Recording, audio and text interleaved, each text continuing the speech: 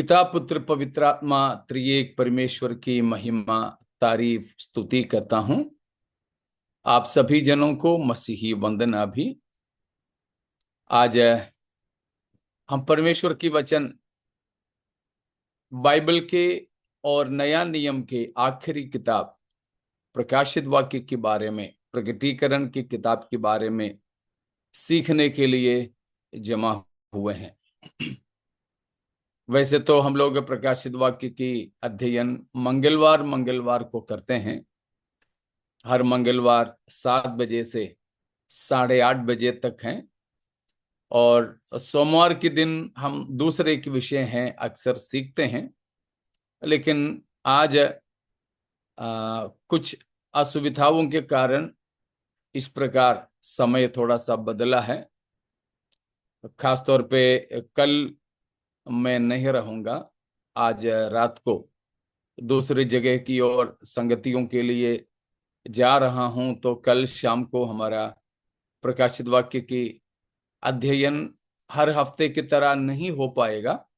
इसीलिए आज उस अध्ययन को रखा है। समय भी बदला है। आप लोगों के सहयोग के लिए मैं आपको धन्यवाद देता हूं। और इसके बाद 7:30 बजे से और एक संगति बाइबल स्कूल की क्लास है। उस वजह से हमने ऐसा एक प्रबंध की है। आप लोग हमारे साथ देने के लिए धन्यवाद देता हूं। परमेश्वर हमें आशीषित करे। पिछले कुछ शायद 1-2 साल से ऊपर शायद हुआ होगा, हम लोग प्रकाशित वाक्य की अध्ययन करते आ रहे हैं। हफ्ते में एक ही दिन होने की वजह से हम लोग अभी तक 15वां अध्याय तक ही पहुंच पाए। 16वां अध्याय की कुछ वचनों को अभी हम मनन कर रहे हैं। तो इस प्रकाशित वाक्य जो नए जुड़े हैं उनकी पहचान के लिए मैं कुछ बात दोहराना चाहता हूं कि वो ये है कि यूहन्ना प्रभु यीशु मसीह का चेला और प्रेरित है। इस पत्रिका, इस भविष्यवाणी की किताब लिख करके दिया है। लिखा तो यूहन्ना है, लेकिन उसका ऑथरशिप, उसकी जो ग्रंथ कर्तृत्व, वो यीशु मसीह ही है, हम बता सकते हैं। क्योंकि पहला अध्याय का पहला वचन में लिखा है यीशु मसीह की प्रकाशित वाक्य। तो ये किताब इसीलिए यीशु मसीह का माना जाता है, यीशु मसीह का। और इस पुस्तक का जो है विभाजन पहला अध्याय की 19वां वचन के आधार पर हम कर सकते हैं। पहला वचन, पहला अध्याय की 19वां वचन बताता है इसका 3 विभाजन के बारे में। पहला वो हम बताया, जो बातें तूने देखी है, जो बातें तूने देखी। दूसरी बात है जो बातें हो रहे हैं, जो बातें हो रहे हैं। तीसरी बात है जो बातें इसके पश्चात, इसके बाद होने वाला है। इस तरह 3 भाग में हम इस पुस्तक को बांट सकते हैं। पहली बात, जो बातें तूने देखी। जो बातें तूने देखी करके लिखा है, वो है पहला अध्याय के अंदर यूहन्ना ने देखा हुआ पुनरुत्थान पाया मसीह का दर्शन है। जो बातें तूने देखा वो है पुनरुत्थान पाया, महिमा पाया हुआ हमारे प्रभु यीशु मसीह का दर्शन, मसीह का दर्शन। क्योंकि पहला अध्याय उसकी 11वां आयत से लेकर जब हम पढ़ेंगे तो वहां हमारे प्रभु यीशु मसीह की महिमामय दर्शन को हम देख सकते हैं। वो है 1 अध्याय की 19वां आयत में बताया जो बातें तूने देखा करके लिखा है, यीशु मसीह की महिमामय दर्शन। दूसरी बात, जो बातें हो रहे हैं वो है दूसरा और तीसरा अध्याय में बताए गए कलीसियाओं के बारे में, जो वर्तमान युग में चल रही बात है कलीसियाओं के विषय में। 7 कलीसिया के बारे में वो हम पर बताया है। इफिसोस, स्मुरना, परगमुस, तुआतीरा, सारदीस, फिलाडेल्फिया और लवोदिकिया। तो इस तरह 7 कलीसियाओं के विषय में जो बातें हैं वो है जो बातें अब हो रहे हैं करके जो बताया गया है।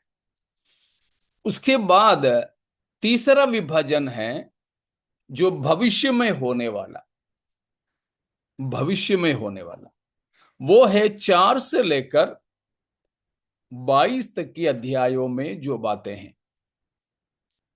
4 से लेकर 22 तक की अध्यायों में जो बातें हैं वो हैं जो बातें इसके बाद होने वाला करके लिखा है।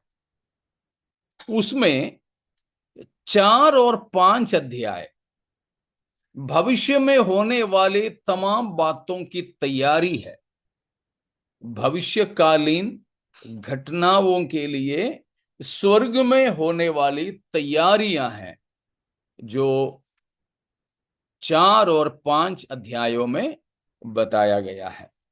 स्वर्ग में होने वाली तैयारियां, heavenly preparations for the future events. और 6 से लेकर 18 तक के अध्यायों में, 6 से लेकर 18 तक के अध्यायों में महाक्लेश के समय में पृथ्वी पर होने वाली विपत्तियों के बारे में। उसको महाक्लेश का समय कहते हैं, ग्रेट ट्रिबुलेशन, महाक्लेश। वो समय है झूठा मसीही का शासन का समय, झूठा मसीह का शासन का समय, विरोधी मसीह का शासन का समय है। वो है उस समय में पृथ्वी पर होने वाली विपत्तियां। खास तौर पर वो है परमेश्वर की क्रोध पृथ्वी पर उंडेले जाने वाला समय है। पृथ्वी का निवासियों पर परमेश्वर के क्रोध उंडेला जाता है। परमेश्वर की जो है न्याय किया जाने वाला समय है। परमेश्वर का वो क्रोध या न्याय 3 विशेष सिलसिले में होता है, 3 विशेष बातों से होता है। पहला, मोहरों के द्वारा होने वाले, मोहर यानी सील के द्वारा होने वाली जो है विपत्तियां। दूसरा है तुर्कियों के द्वारा, नरसिंगों के द्वारा होने वाले विपत्तियां। तीसरा है कटोरों के द्वारा, पियालों के द्वारा होने वाली विपत्तियां। इस तरह 3 प्रकार की विपत्तियां हैं। इन तीनों में 7 7 बातें होते हैं। आप देखें, 6 का पहला वचन, 6 का पहला वचन कोई एक जन पढ़िएगा।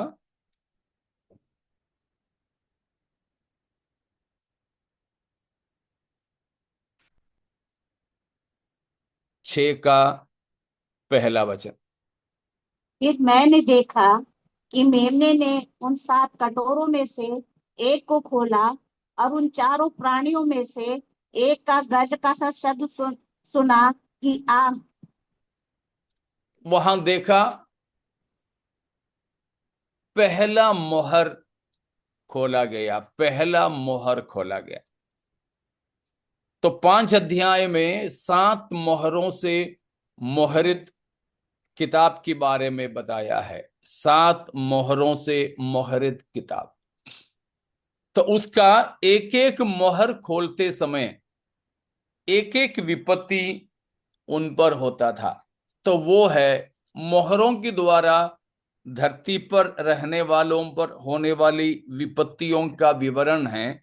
6 का पहला वचन से जो होता है, जो अभी हमने पढ़ करके देखा, और उसका 8 का पहला भी पढ़िए भी, 8 का पहला। जब और जब उसने उसने सातवीं सातवीं मोहर खोली, हाँ, पढ़ लीजिए सिस्टर, स्वरूप पर सिस्टर। जब उसने सातवीं मोहर खोली तो स्वर्ग में आध घड़ी तक सन्नाटा छा गया। वहां देखा 7वां मोहर। तो 1 से 7 तक की मोहरों के खोले जाने से पृथ्वी पर होने वाली विपत्तियां।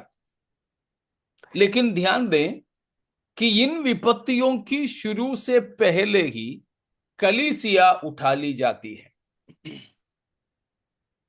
कलीसिया इन विपत्तियों के शुरू होने से पहले ही उठा ली जाती है। मतलब झूठा मसीह की शासन से पहले कलीसिया की उठा लिया जाना होगी मसीह के साथ। और जहां प्रभु यीशु मसीह रहें, वहां हम भी मसीह के साथ अनंत काल तक रहेंगे। इसीलिए ये कोई भी विपत्ति जो 6 से लेकर 18 तक की अध्यायों में बयान किए गए बताई गई ये विपत्तियां कुछ भी हम कलीसिया के ऊपर बीतने वाली बातें नहीं है,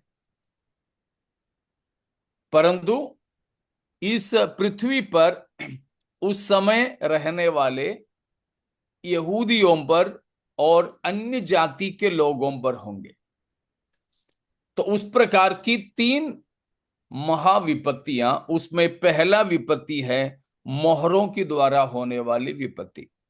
उसमें 7 मोहरें हैं। 7ओं की खोले जाने से बहुत प्रकार की कष्ट, संकट, न्याय, दंड से पृथ्वी के लोगों को गुजरना होगा। वो है हम वहां पर जो पढ़े 1 से 7 तक की मोहरों के खोले जाने से। उसके बाद होता है तुर्कियों के द्वारा होने वाली विपत्ति। वहां पर है, हमने 8 का 2 को पढ़िएगा, 8 का 2। और तब मैंने मैं उन सातों स्वर्गदूतों को जो परमेश्वर के सामने खड़े रहते हैं देखा, और उन्हें 7 तुरियां दी गई।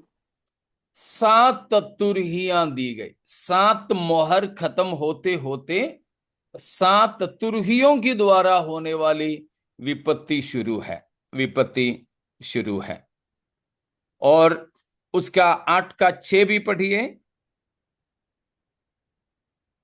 और वे सातों स्वर्गदूत जिनके पास 7 तुरियां थी फूंकने को तैयार हुए। तो वहां से लेके 7 तुरहियां फूंके जा रहे हैं। और 11वां अध्याय की 15वां पद को पढ़िए, 11 का 15। और जब 7वें स्वर्गदूत ने तुरही फूंकी तो स्वर्ग में इस विषय के बड़े बड़े शब्द होने लगे कि जगत का राज्य हमारे प्रभु का और उसके मसीह का हो गया। यहां देखा 7वां तुरही फूंका गया। तो पहले से लेके 7 तक की तुरहियां फूंके जाते हैं। तो 7 प्रकार की विपत्ति धरती पर रहने वालों पर होता है। और उसकी आखिरी आखिरी में हम सुनते हैं कि तब तक पृथ्वी का शासन, राज्य हमारे प्रभु परमेश्वर का होता है। लेकिन उससे भी खत्म नहीं होता है परमेश्वर की विपत्ति। तो अभी 2 विपत्ति हो गया। पहला 7 मोहरों के द्वारा, उसके बाद 7 तुरहियों द्वारा। अब हम सीधे चलेंगे 15 का पहला वचन में, 15 का पहला। फिर मैंने स्वर्ग में एक और बड़ा और अद्भुत चिन्ह देखा, अर्थात 7 स्वर्गदूत, जिनके पास सातों पिछली विपत्तियां थी, क्योंकि उनके हो जाने पर परमेश्वर के प्रकोप का अंत है। परमेश्वर का प्रकोप का अंत होने वाला या करने वाला 7 और बातें, वो है कटोरों के द्वारा या प्यालों के द्वारा होता है।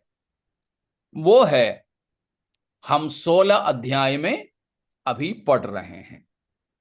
तो 16 अध्याय का पहला वचन। फिर मैंने मंदिर में किसी को ऊंचे शब्द से उन सातों स्वर्गदूतों से यह कहते सुना कि जाओ, परमेश्वर के प्रकोप के सातों कटोरों को पृथ्वी पर उंडेल दो। तो 15 का पहले में हमने देखा 7 स्वर्गदूत परमेश्वर के अंतिम प्रकोप की कटोरों को लिए खड़े हैं। 16 का 1 में हमने देखा परमेश्वर की आदेश उनको मिला, अब तुम जाओ पृथ्वी पर उसे उंडेल दो।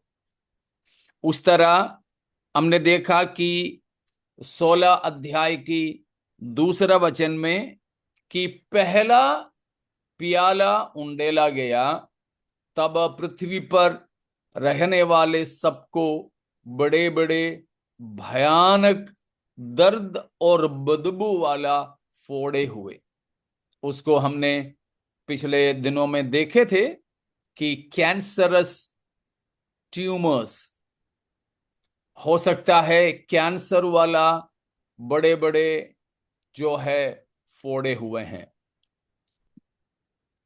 और उसके बाद तीसरा वचन में हम पढ़ते हैं, दूसरा स्वर्गदूत अपने प्याला खारा पानी यानी समुद्र पर डालते हैं, तो समुद्र के सारे पानी मरा हुआ व्यक्ति के खून की जैसे बदल जाते हैं, मुर्दे का खून जैसे।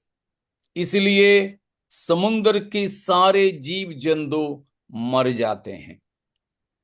उससे बहुत से विपत्तियां धरती पर होने लग जाते हैं, क्योंकि हमने देखा कि समुद्र के बिना पृथ्वी बराबर नहीं रह पाएगी।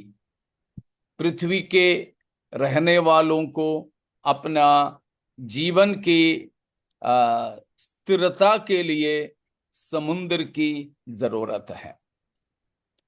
और तीसरा विपत्ति, तीसरा स्वर्गदूत अपना प्याला उंडेला है पीने की पानी यानी सारे मीठा पानियों में, मीठा पानी।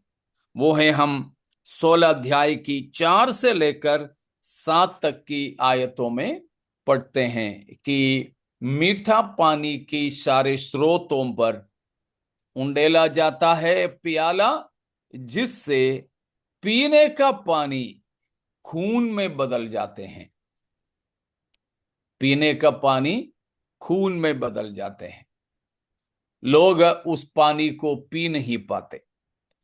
परमेश्वर का प्रकोप है, परमेश्वर की अनाज्ञाकारी बनने की वजह से, सुसमाचार पर विश्वास नहीं करने की वजह से ऐसी विपत्ति को, प्रकोप को परमेश्वर लोगों पर भेज रहे हैं। और आपको याद होंगे हम लोग कौन से आयत तक पिछले हफ्ता सीखे थे, याद है किसी को? 9 अध्याय तक, 9 वचन तक, 9वां वचन तक। हाँ, तो हमने देखा कि 8 और 9 वचन में चौथा स्वर्गदूत अपना प्याला को उंडेला। वो हुआ है सूरज चांद सितारों में। तो क्या हुआ उसका? 8 और 9 को पढ़िएगा, 8 और 9। और चौथे ने अपना कटोरा सूर्य पर उंडेल दिया, और उसे मनुष्यों को आग से झुलसा देने का अधिकार दिया गया, और मनुष्य बड़ी तपन से झुलस गए, और परमेश्वर के नाम की, जिसे इन विपत्तियों पर अधिकार है, निंदा की और उसकी महिमा करने के लिए मन ना फिराया। तो चौथा स्वर्गदूत अपना प्याला सूर्य पर उंडेला। सूर्य तापमान बढ़कर बहुत ज्यादा ज्वलनशील हो गए, जिससे पृथ्वी के रहने वाले झुलसने लगे। बहुत ज्यादा गर्मी बढ़ गए। हमें मालूम है हर साल गर्मी बढ़ती जा रही है, अभी भी हम जो देख रहे हैं। हम लोग बोलते हैं अरे बाप रे ये क्या गर्मी है, हर साल ऐसे बढ़ते जाते हैं। हाँ, हर साल गर्मी बढ़ते जाते हैं, हर साल। हम लोग इसलिए वैज्ञानिक तरीके से भी बोलते हैं ना कि विश्व तापमान बढ़ रही है, ग्लोबल वार्मिंग, जिससे पहाड़ों में जो बर्फ है वो पिघल रही है। कई सारे पहाड़ों में तापमान बढ़ने की वजह से बर्फ पिघल जाते हैं, जिसकी कारण कई नदियां सूख जाएगी। आपने सुने होंगे, पढ़े होंगे कि दुनिया की सबसे ऊंचे पहाड़ और ऊंचे चोटी हिमालय, हिमालय की चोटी एवरेस्ट, वो तक पिघल रही है। उसकी भी ऊंचाई इस वजह से घटती चली जा रही है। आपने सुना है सारी पृथ्वी को 5 भागों में बांटे थे, अभी 7 है। 5 कॉन्टिनेंट्स, 5 महाद्वीपों में बांटे गए थे। उनमें से एक था अंटार्कटिका। अभी 7 भागों में बांटे हैं, 7 महाद्वीपों में दुनिया को बांटे हैं। फिर भी हम लोग अक्सर पुराने हिसाब से बोलते बोलते में जो है 5 महाद्वीप करके ही बोलते हैं, मगर 7 महाद्वीपों में बांटे गए हैं। जैसे आसिया, एशिया है, अफ्रीका है, north America, south America, Europe, Australia और अंटार्कटिका। तो उसमें जो अंटार्कटिका जो महाद्वीप है वहां कोई रहते नहीं। इसीलिए नहीं रहते कि 12 महीने वहां पर बर्फ जमा रहता है। वहां कोई पढ़ाई वगैरह करने जाने वाले वैज्ञानिक लोग रहते हैं, वे लोग कुछ दिन के लिए जाते रहते, पढ़ाई करते चले आते हैं, ऐसे हैं। लेकिन वहां ये जो विश्व तापमान बढ़ने के कारण वहां की बड़े बड़े जो पहाड़े हैं बर्फ से बनी हुई है, मिट्टी और पत्थर से नहीं। बर्फ से बने हुए बड़े बड़े पहाड़े, वो इस गर्मी बढ़ने की वजह से टुकड़ा टुकड़ा करके टूट कर नदियों से बहते हुए समुद्र में पहुंच रही है। शायद मानव जाति की उत्पत्ति के बाद पहली बार उस इलाके में अब बर्फ गिर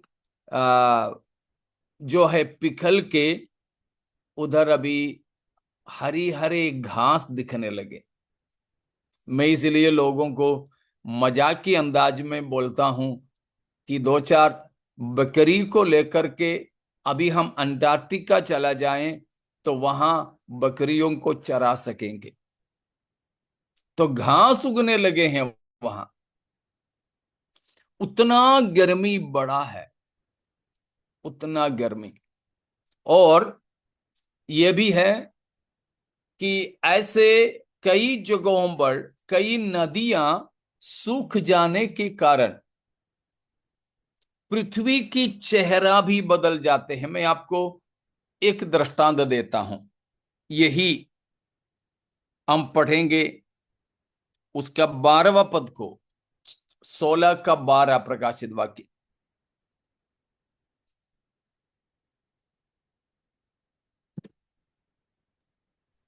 और छठवें ने अपना कटोरा बड़ी नदी फुरात पर उंडेल दिया और उसका पानी सूख गया कि पूर्व दिशा के राजाओं के लिए मार्ग तैयार हो जाए। यहां तो हमें एक चमत्कार के तौर पर दिखता है कि बाइबल में बताया गया महानद फरात, जिसके बारे में उत्पत्ति 14 अध्याय में, उत्पत्ति 2 अध्याय में हम पढ़ते हैं, अदन की वाटिका से निकली हुई, हाँ, नदी, एक नदी निकलती है, उसकी 4 शाखाओं में वो बट जाती हैं। उसमें से एक है फरात नदी, यानी महानद कहलाता है, रिवर यूफ्रेटिस, महानद। तो वो तक सूख जाता है। सूखने के लिए परमेश्वर को एकदम से कोई चमत्कार वैसे करने की जरूरत यहां नहीं पड़ रहा है कि बस ये सूरज पर कटोरा उंडेलने से सूर्य की तापमान बढ़ती है, जिस वजह से लोग गर्मी की वजह कारण झुलस जाते हैं, और लोग जो है इस तरह झुलसने के कारण और समुद्र बाढ़ से पीड़ित हो जाती है, नदियां सूख जाती है, कई पहाड़ें जो बर्फ से बनी होती हैं पिघल जाते हैं, उस वजह से कई नदियां बिल्कुल मिट जाते हैं। यहां तक हमारी भारत की पुण्य नदी कहलाने वाले गंगा नदी का भी यही हालत है। आपने अखबार वगैरह में पढ़े होंगे, गंगा में, यमुना में सब बहुत गंदगी बिल्कुल जमा हुआ है। नदियों को साफ करने में हमारे केंद्र सरकार करोड़ों रुपया खर्च कर रहे हैं, करोड़ों रुपया। और इसीलिए अब ऐसा भी विचार चल रहा है और केंद्र सरकार ऐसे काम कर रही है कि सारी नदियों को एक साथ में जोड़ लें, जिससे किसी किसी नदी में बाढ़ आते हैं तो वो दूसरी नदियों में चले जाएं, और जो जो नदियां सूख जाती हैं उन नदियों में दूसरी नदियों की पानी आ जाए। ऐसी सब योजना चल रहा है। कारण ये है, हमने देखा 16 अध्याय की 8 और 9 पदों में कि सूरज पर परमेश्वर की विपत्ति। इस तरह पहाड़ें बर्फ से जो बने हैं पिघल पिघल कर ऊंचाई कम हो जाती है और स्थिर नहीं रह पाती, तापमान बढ़ते हैं, उससे कई बीमारियां फैलती हैं, पूरे वातावरण के अंतरिक्ष की संतुलन बिगड़ जाते हैं। इस तरह की बातें हो रही हैं। तो ये हैं हम लोग पिछले दिनों में देखें। और इन विपत्तियां भी परमेश्वर लोगों के जीवन में इसीलिए भेज रहा था कि लोग मन फिराएं, लोग मन फिराएं, परमेश्वर के पास आ जाएं। लेकिन इन विपत्तियां बढ़ने के बावजूद भी लोग मन नहीं फिराए, परमेश्वर को गाली देते थे, मन नहीं फिराते थे। इसलिए लोगों को इसमें से छुटकारा नहीं है। यह है, इतनी बातें हैं हमने जो देखा है। अब पांचवी विपत्ति, पांचवी बात, उसका 10 और 11 को पढ़ेंगे। और पांचवी ने अपना कटोरा उस पशु के सिंहासन पर उंडेल दिया, और उसके राज्य पर अंधेरा छा गया, और लोग पीड़ा के मारे अपनी अपनी जीभ चबाने लगे, और अपनी पीड़ाओं और फोड़ों के कारण स्वर्ग के परमेश्वर की निंदा की, और अपने अपने कामों से मन न फिराया। यहां है पांचवा स्वर्गदूत अपना कटोरा उंडेलता है। यह एकदम सही जगह पर आया। ये जो 7 साल पृथ्वी पे राज करने वाला अंतिम मानवीय शासक, द लास्ट ह्यूमन रूलर, सबसे आखिरी मानवीय शासक, झूठा मसीह के सिंहासन पर उंडेला। उसके सिंहासन पर ही उंडेला तो मतलब है कि उसका सिंहासन अब हिलने जा रहा है। झूठा मसीही का शासन अभी खत्म होने जा रहा है। मतलब ये परमेश्वर है जिन्हें शासन करने के लिए बिठाता है या हटाता है। ये बात जानना चाहिए लोगों को, बैठने वाले भी और शासन किए जाने वाले, इन दोनों लोगों को ये बात पहचानना जरूरी है कि ये जानना चाहिए कि परमेश्वर है जो है लोगों को नियुक्त करता है, नियुक्त करता है।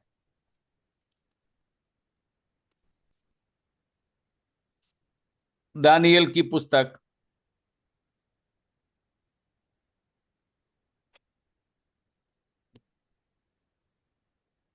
उसकी दूसरा अध्याय में और चौथा अध्याय में, दानियल 2 और 4, इन दोनों अध्यायों में ये बात स्पष्ट कर दिया गया है, बताया गया है कि परमेश्वर है जो है राजाओं को नियुक्त करता है और राजाओं को हटा देता है। तो राजाओं को नियुक्त करने वाला भी और हटा देने वाला भी परमेश्वर है। दूसरा अध्याय की 44वां वचन 44 को पढ़ेंगे। दानियल 2 का 44। और उन राजाओं के दिनों में स्वर्ग का परमेश्वर एक ऐसा राज्य उदय करेगा जो अनंत काल तक न टूटेगा, और न वह किसी दूसरी जाति के हाथ में किया जाएगा, वरन वह प्रेज उन सब राज्यों को चूर चूर करेगा और उनका अंत कर डालेगा, और वह सदा स्थिर रहेगा। Praise God. स्वर्ग का परमेश्वर, स्वर्ग का परमेश्वर अब 4 अध्याय में उसका 25वां पद या फिर 24-25 पढ़िएगा। हे राजा, इसका फल जो परम प्रधान ने ठाना है कि राजा पर घटे, वह यह है कि तू मनुष्यों के बीच में से निकाला जाएगा और मैदान के पशुओं के संग रहेगा। तू बैलों की नाई घास चरेगा और आकाश की ओर से भीगा करेगा, और 7 युग तुझ पर बीतेंगे, जब तक कि तू ये न जान ले कि मनुष्यों के राज में परम प्रधान ही प्रभुता करता है, और जिसे चाहे वह उसे दे देता है।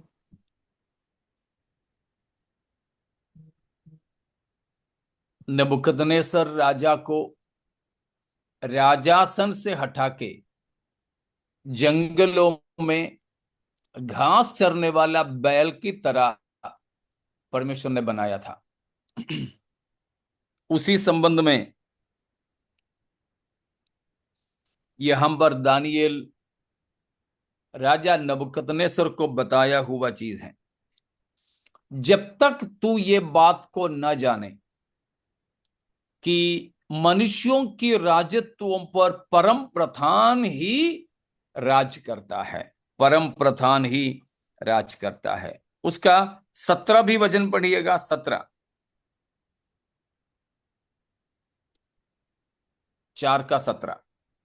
यह आज्ञा बहरूह के निर्णय से कि यह बात पवित्र लोगों के वचन से निकली, कि जो जीवित है वे जान ले कि परम प्रधान परमेश्वर मनुष्यों के राज्य में प्रभुता करता है, और उसको जिसे चाहे उसे दे देता है, और वह छोटे से छोटे मनुष्य को भी उस पर नियुक्त कर देता है। तो इन सारे भागों में ये बात बताया कि परम प्रधान परमेश्वर का ही राज पृथ्वी पर मनुष्यों के राजत्व पर होता है। इधर भी 7 साल, प्रकाशित वाक्य में वापस आएंगे, 7 साल झूठा मसीह को पृथ्वी पे राज करने के लिए हमारे परमेश्वर ने ही दिया था। यहूदियों के पाप के कारण, यहूदियों के पाप के कारण उन पर शासन करने के लिए परमेश्वर ने झूठा मसीह को अनुमति दिया। वो शासन किया। शासन के दौरान वो परमेश्वर के विरोध में कार्य किया। परमेश्वर के लोगों को उसने बहुत सताया था। परमेश्वर के मंदिर को अपवित्र करने की कोशिश किया था। ये सारे पाप करने के कारण अब समय आया है कि झूठा मसीह का शासन को हिलाकर भंग कर दे, झूठा मसीही की सिंहासन को उखाड़ कर फेंक दे। उखाड़ कर अगर झूठा मसीही का सिंहासन को फेंक दे तो फिर कौन राज करेगा? अगला कौन होगा राजा?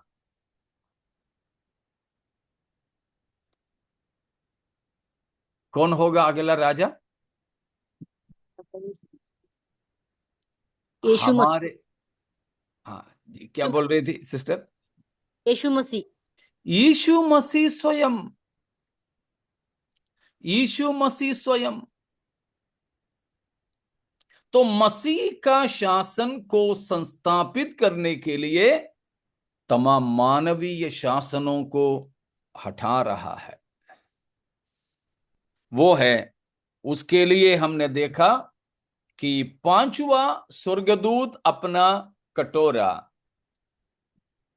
पशु के सिंहासन पर डाला। पशु का मतलब हमने देखा 13वां अध्याय की पहला वचन में हमने पशु को देखा था।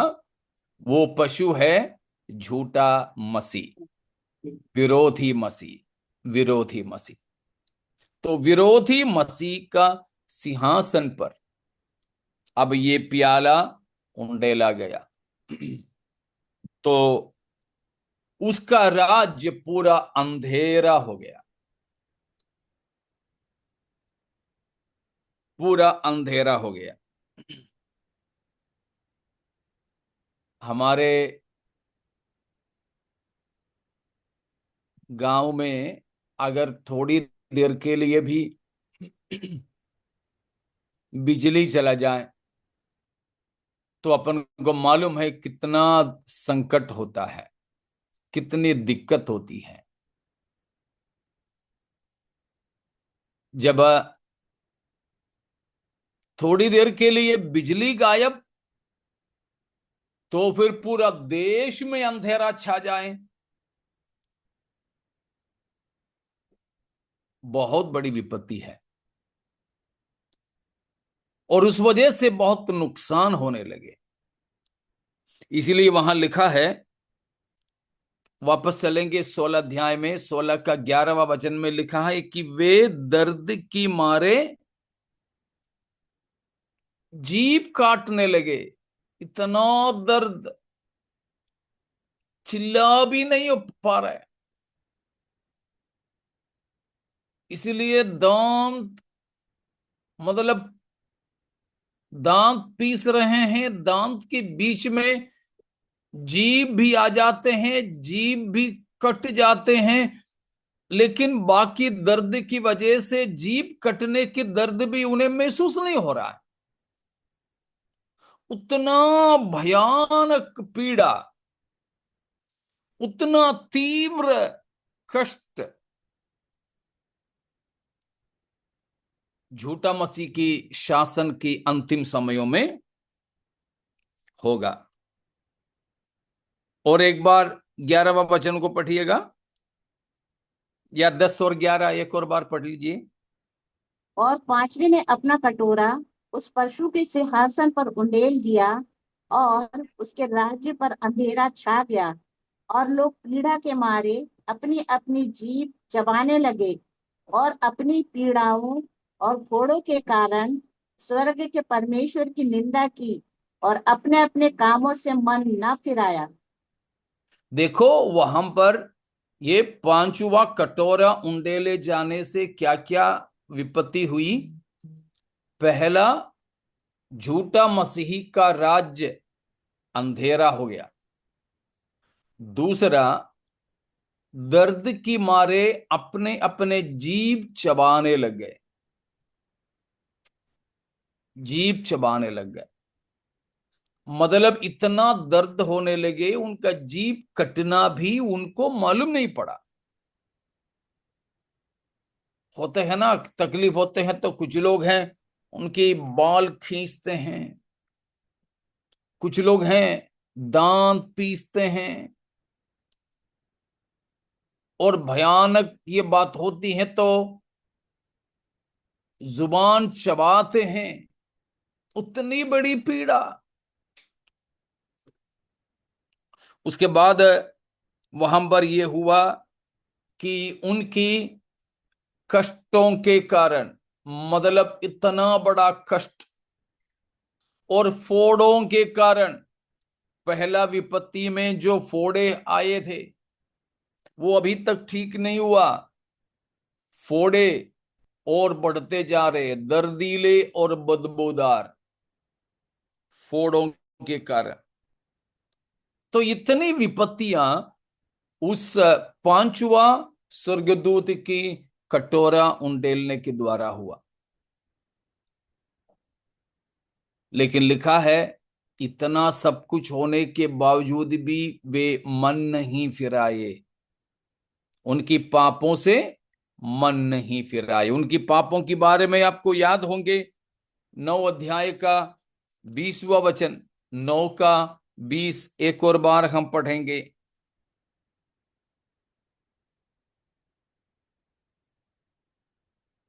9 का 20।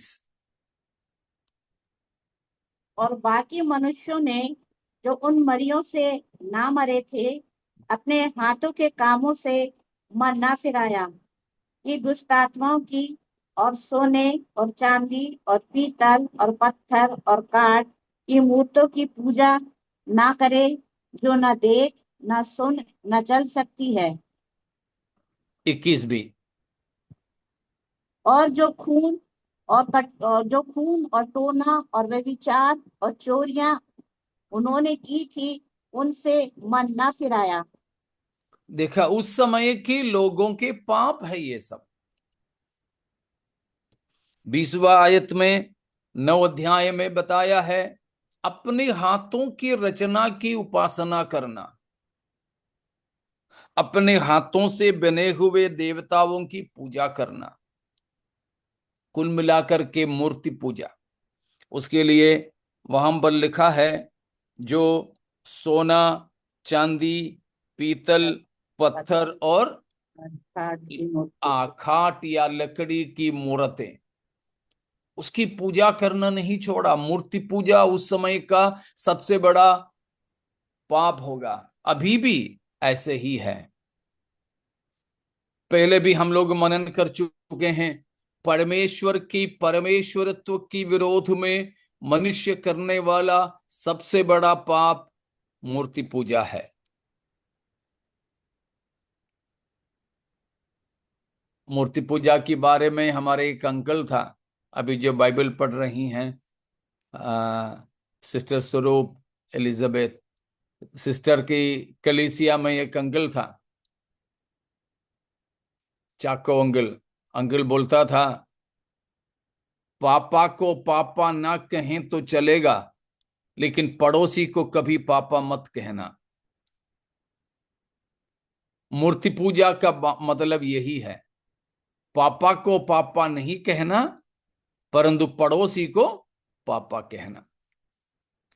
सच्चे परमेश्वर को परमेश्वर नहीं मानना, जो परमेश्वर नहीं है उनको परमेश्वर मानना, यह है परमेश्वर के विरोध में सबसे बड़ा पाप। आज भी वही है, अंतिम दिनों में वो बढ़ता चला जाएगा। और उसके बाद में उन लोगों का उस समय का पाप है खून करना, जादू टोना करना, व्यभिचार करना, चोरी करना जैसे पाप। इन किसी भी पापों से लोग मन नहीं फिराए। इतने सारी विपत्तियां हुए, लेकिन लोग मन नहीं फिराए। यह है 5वां स्वर्गदूत अपने प्याला झूठा मसीही की शासन पर उंडेलने से हुआ बात, कि वे मन नहीं फिराए, मन नहीं फिराए।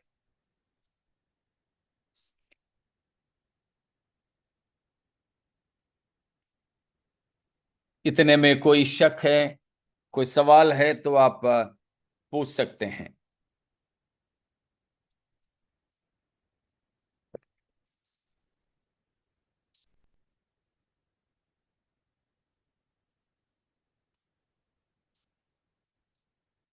कुछ नहीं। यशायाह 60 का दूसरा वचन भी पढ़िएगा, यशायाह 60 अध्याय का दूसरा वचन।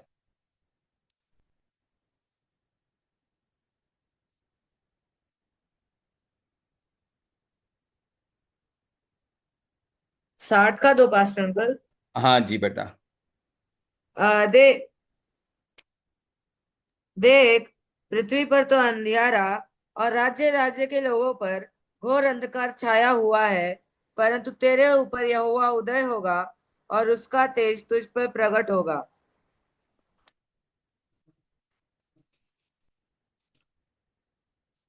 योवेल 2 उसका पहला दूसरा भी पढ़िए। सियोन में नरसिंगा फूको, मेरे पवित्र पर्वत पर सास बांध कर फूको। देश के सब रहने वाले कांप उठे, क्योंकि यहोवा का दिन आता है, वरन वह निकट ही है। वह अंधकार और तिमिर का दिन है, वह बदली का दिन है और अंधियारे का सा फैलता है। जैसे भोर का प्रकाश पहाड़ों पर फैलता है, वैसे ही एक बड़ी और सामर्थी जाति आएगी। प्राचीन काल में वैसी कभी न हुई और न उसके बाद भी फिर किसी पीढ़ी में होगी। 31 31। यहोवा के उस बड़े और भयानक दिन के आने से पहले सूर्य अंधियारा होगा और चंद्रमा रक्त सा हो जाएगा। देखा, इन हर जगहों पर और भी है, मैं बाद में बताता हूं। इन सब जगहों पर हम पाते हैं अंधियारा के बारे में। यशायाह ने बताया जाति जाति के देशों के ऊपर या जाति जाति के लोगों में अंधियारा फैला है, लेकिन हे इस्राएल, तुम जाग उठ, तुम्हारे ऊपर परमेश्वर का प्रकाश उदय हुआ है। ठीक वैसे ही योवेल नबी ने भी बताया कि परमेश्वर के बड़ा और भयानक दिन की आने से पहले इस प्रकार सूरज काला पड़ जाएगा, मतलब पृथ्वी पर अंधियारा छा जाएगी। उसका असली बात यहां हो रहा है प्रकाशित वाक्य 16 का 9 और 10 में, 10 और 11 में, कि परमेश्वर के अंतिम प्रकोप का 7 कटोरे में से 5वां कटोरा उस समय शासन करने वाला झूठा मसीह के सिंहासन पर उंडेला जाता है और सारा देश, क्या सारी दुनिया अंधेरे में डूब जाती है। वहां पर योवेल नबी ने बोला है परमेश्वर के बड़ा और भयानक दिन की आने से पहले सूरज काला हो जाएगा, सूरज काला हो जाएगा। उसका मतलब यह है कि ये पृथ्वी पर परमेश्वर ने उजियाला देने के लिए रखा हुआ सूरज काला पड़ने जा रहा है। उसका मतलब यह है कि बिना सूर्य की एक दुनिया, सूरज की जरूरत नहीं है ऐसी एक दुनिया उदय होने जा रहा है। इसीलिए है यीशु मसीह ने कहा मत्ती 24 अध्याय का 29वां वचन में, मत्ती 24:29, 24:29, मत्ती। उन दिनों के क्लेश के तुरंत बाद सूर्य अंधियारा हो जाएगा और चंद्रमा का प्रकाश जाता रहेगा और तारे आकाश से गिर पड़ेंगे और आकाश की शक्तियां हिलाई जाएंगी। आकाश की शक्तियों का मतलब है सूरज, चांद, सितारे। प्रभु यीशु मसीह की आगमन से ठीक पहले सूर्य काला पड़ जाएगा, कंबल की नहीं। जब सूर्य में उजियाला नहीं रहेगा तो चांद में भी नहीं, क्योंकि हमें मालूम है, हमारे बच्चे स्कूल में पढ़ते हैं, हमने भी पढ़े, याद होंगे शायद, चांद अपने आप से प्रकाश नहीं दे सकता है। चांद प्रकाश हमें देते हैं, सूर्य से प्रकाश लेकर रिफ्लेक्शन देता है। सूर्य अगर ज्योति नहीं दे तो चांद ज्योति नहीं दे पाएगी। तो हमारे प्रभु यीशु मसीह के शासन शुरू होने से पहले सूर्य का काला होना, दुनिया में अंधियारा छाना तय है। दुनिया जब उस प्रकार अंधियारा में होंगे, तब है यशायाह 60:2 में हम पढ़े, तब तुम्हारे लिए, परमेश्वर के लोगों के लिए एक सूर्य प्रकाश ऐसे उदय होगा। वो हमारे प्रभु मसीह के बारे में बताया है। Praise God. सपन्या 1:15 भी देखिए, सपन्या 1:15। दूसरा जन आमोस 5:18 भी निकाल के रखिए, दूसरा एक जन आमोस 5:18 भी निकाल के रखें, पढ़ेंगे।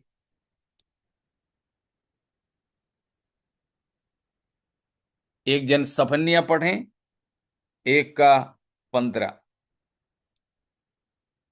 या आमोस किसी ने निकाला तो 5:18।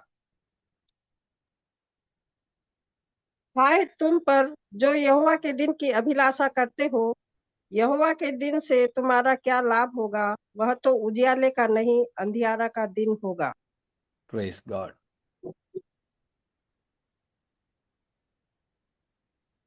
वो कौन से आयत था आंटी? 5:18। ठीक है, आमोस। सफन्या 1:15। वह रोष का दिन हो, वह वह संकट और सख्ती का दिन, वह उजाड़ और विनाश का दिन, वह अंधेर और घोर अंधकार का दिन, वह बादल और काली घटा का दिन होगा। यहोवा का दिन के विवरण दिया है। परमेश्वर अपने लोगों के लिए न्याय करने की वास्ते उठने वाला दिन, वो उजियाला का नहीं है, अंधियारा का है। काला घटाने का दिन, बादल छाया जैसा भयानक दिन। प्यारों, हम जानते हैं पिछले 7 साल से झूठा मसीह यहूदियों को, इस्राएलियों को सता रहा था। कई रीति में उन्हें परेशान कर रहे थे, उनको चैन से कहीं रहने नहीं दे रहे थे। खाना खाने के लिए नहीं, कपड़ा पहनने के लिए नहीं, नंगे भूखे यहूदी जान बचा के दौड़ लगा रहे हैं। करीब 7 साल से यही हो रहा है। होने का कारण तो उनका पाप है, उन्होंने मसीह को त्याग दिया था। लेकिन अब परमेश्वर उठा है अपने लोगों के उद्धार के लिए। जब परमेश्वर अपने लोगों के उद्धार के लिए क्रोध के साथ उठकर आता है, तो अपने लोगों को सताने वालों को दंड देता है। शायद मेरा बेटा कुछ गलती किया, मेरी बात को नहीं माना, इसलिए मैंने उसको मेरे दरवाजे के बाहर कर दिया, दरवाजा बंद कर दी। बाप होने के नाते बेटे को मैंने दंड दिया। लेकिन ये मौका पाके पड़ोसी मेरा बाहर कर दिया गया बेटे को सताने लगे। एकाध ताने मारे तो मुझे कोई एतराज नहीं, लेकिन मैंने उसको बाहर तो कर दिया, लेकिन बेटा मेरा है। उसका मतलब ये नहीं कि मैंने पूरा पूरा उसको त्याग दिया हो, मैं अनुशासन के लिए उसको बाहर कर दिया है। लेकिन पड़ोसी उस पर हाथ साफ करने लगे, उसकी निंदा करने लगे। एक हद है, वो हद अगर पार कर दे तो फिर मैं अपने दरवाजा खोलूंगा, अपने बेटे की रक्षा के लिए एड़ी चोटी का प्रयास करूंगा। इधर वही हो रहा है। परमेश्वर इस्राएलियों के पाप के कारण उनको थोड़े समय के लिए शत्रु के हाथों में दे दिया। क्या परमेश्वर ने अपने लोगों को त्याग दिया? इस्राएलियों को त्याग दिया परमेश्वर ने? नहीं, नहीं देख। रोमियो 11 का पहला पढ़िएगा, रोमियो 11 का 1।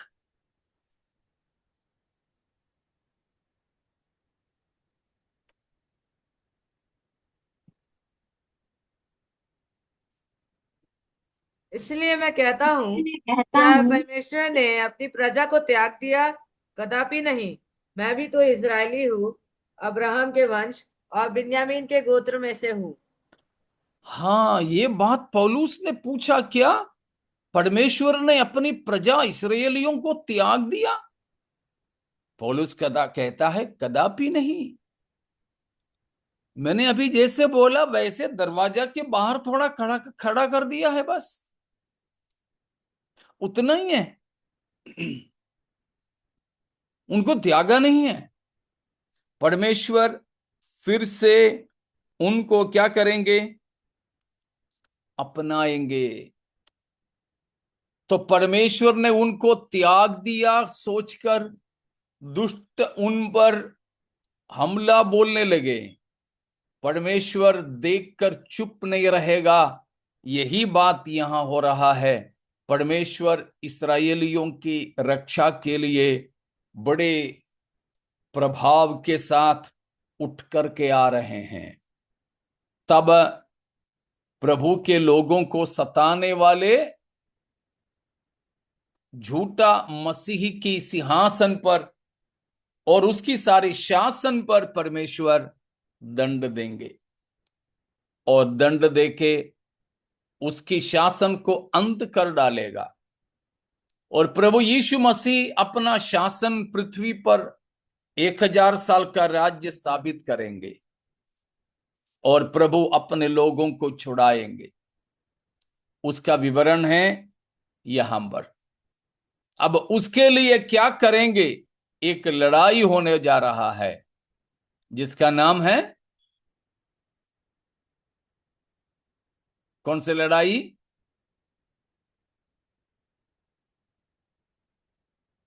हर्मगिदोन। हर्मगिदोन। हाँ, हर्मगिदोन की लड़ाई। उसके बारे में है 12 आयत से लेकर जो हम लोग पढ़ते हैं। उसके बारे में प्रभु चाहेंगे तो हम अगले हफ्ता सीखेंगे। तो तब तक के लिए हम विदा लेंगे। शायद अगले हफ्ता भी मैं यात्रा में रहूंगा, तो मैं आपको सूचित करूंगा कौन सा दिन हमारे लिए सुविधा होगा। उस हिसाब से हम क्लास रखेंगे, क्योंकि अगले हफ्ता भी मैं दूसरे जगह पर मीटिंग के लिए रहूंगा। तो परमेश्वर हमें इन वचनों के द्वारा आशीषित करें कि हम प्रभु यीशु मसीह की इस महिमामय आगमन की तैयारी में जुटे रहें, और ये सारी विपत्ति पृथ्वी पर इस्राएलियों पर भी अन्य जातियों पर भी पड़ेंगे, उससे पहले ही प्रभु अपनी कलीसिया को ले जाएंगे। इसीलिए हम उद्धार पाए हुए रहें। मसीह मुर्दों में से जी उठा है, उस विश्वास में पानी में डूबकर पिता पुत्र पवित्र आत्मा के नाम से बपतिस्मा लिए हुए और पवित्र जीवन बिताने वाले हों, उसके लिए अपने जीवनों को हम समर्पित करें। इन वचनों के द्वारा परमेश्वर हम सबों को आशीषित